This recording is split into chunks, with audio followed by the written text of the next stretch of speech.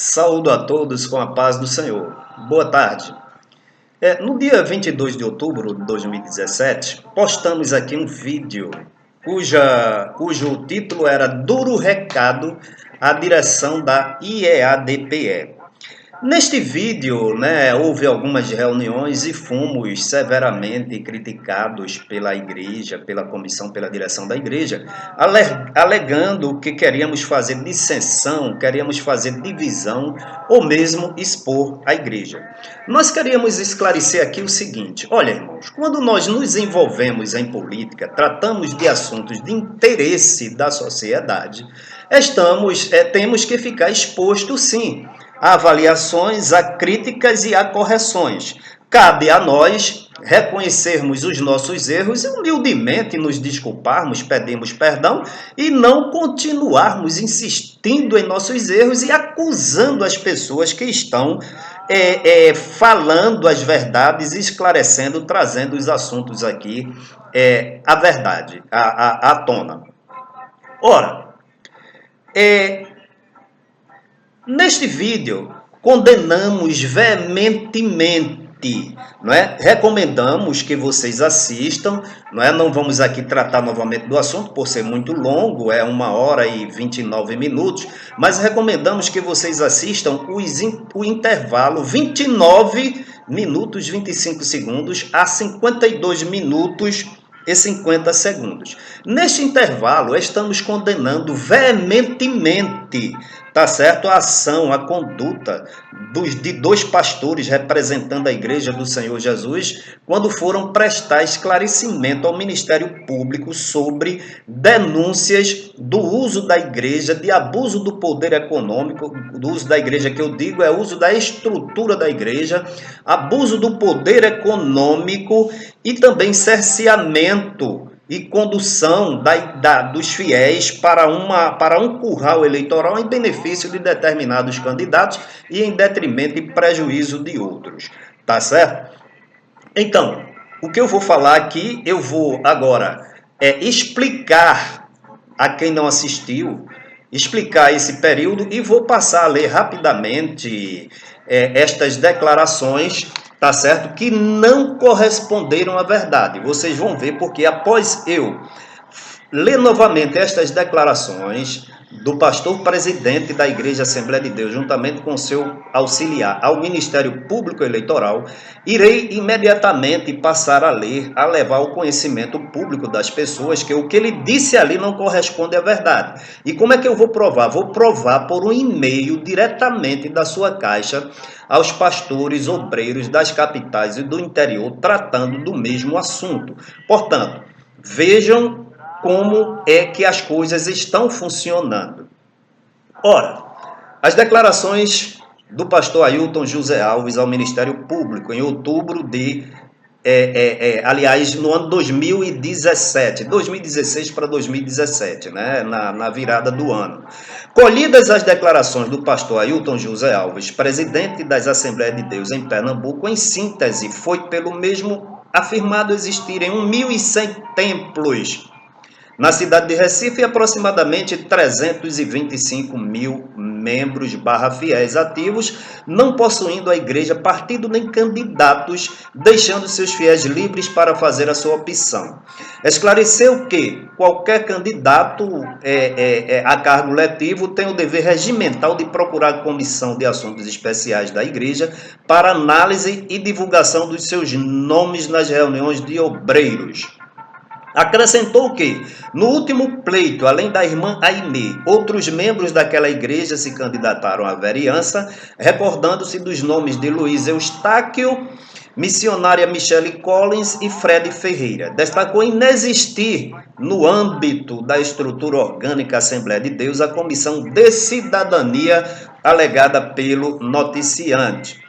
Reconhecendo como sua a voz que se ouve na gravação constante da mídia de Folhas 25 e ocorrida numa reunião dominical com liderança da igreja, embora não recordando a data, esclarecendo se tratar apenas de agradecimento sobre serviços prestados pela vereadora no exercício do cargo, como costuma fazer com qualquer autoridade pública.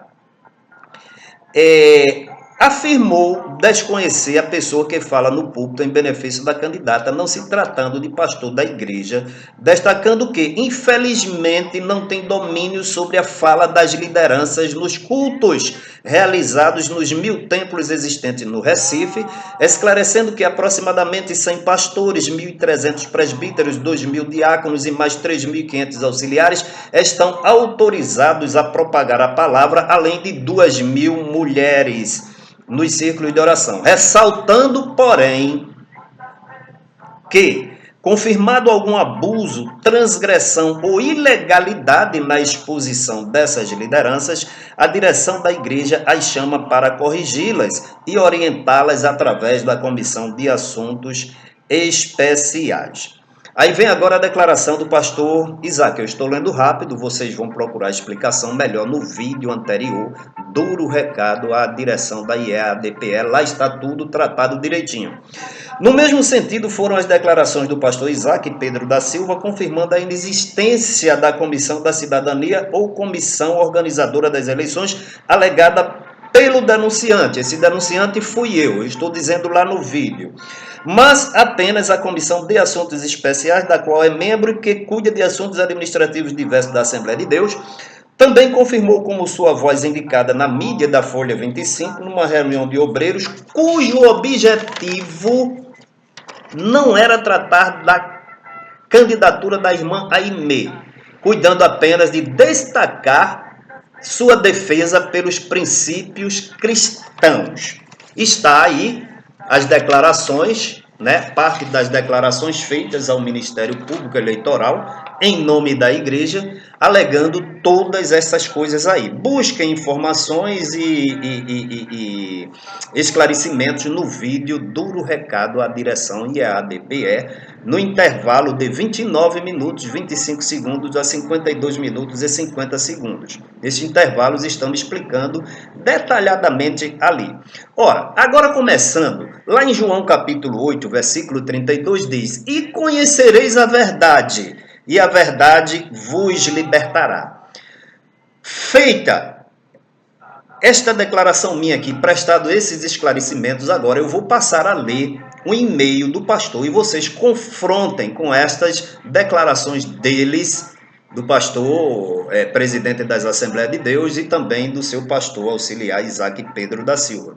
Este e-mail é um e-mail aqui, olha, do dia 13 de setembro de 2014, tratando também das eleições. Assunto: pastor presidente urgente. Meus caros irmãos obreiros do interior e coordenadores e obreiros da capital, estou sendo informado pelos escalados em ceias, festas, aniversários de círculo de oração ou não, que me dizem que sai do culto e não tem ninguém entregando o santinho do projeto. Ele disse que lá não tinha projeto de cidadania, não tinha comissão da cidadania. Do projeto, entregando o santinho do projeto fora. E em muitos lados estão os Ferreiras. Para quem não conhece, é um deputado aqui que foi deputado e que a família dele também é política. Estão os Ferreiras com um grupo de incrédulos entregando. Precisa se acordar neste restante de tempo e colocar gente nas ceias, nos domingos, festa ou não, nos círculos de oração para cobrir entregando os santinhos, pois deixam os Ferreiras sozinhos, vamos ter um prejuízo grande, e principalmente em Recife. Vocês sabem que temos como medir o trabalho olhando nas zonas eleitorais, o número de voto, e que teve o projeto, tanto nas cidades como nos bairros em Recife.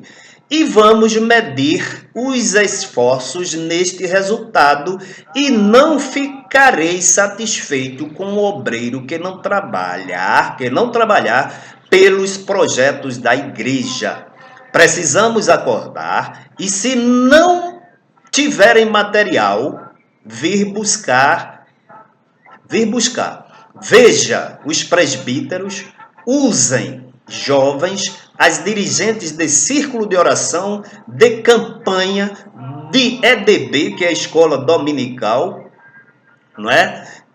Façamos o esforço neste final. Esta semana, tanto no interior como em Recife, igrejas grandes me informaram que os ferreiras estavam na frente dando santinhos e coordenador, que às vezes já foi beneficiado. Aí tem um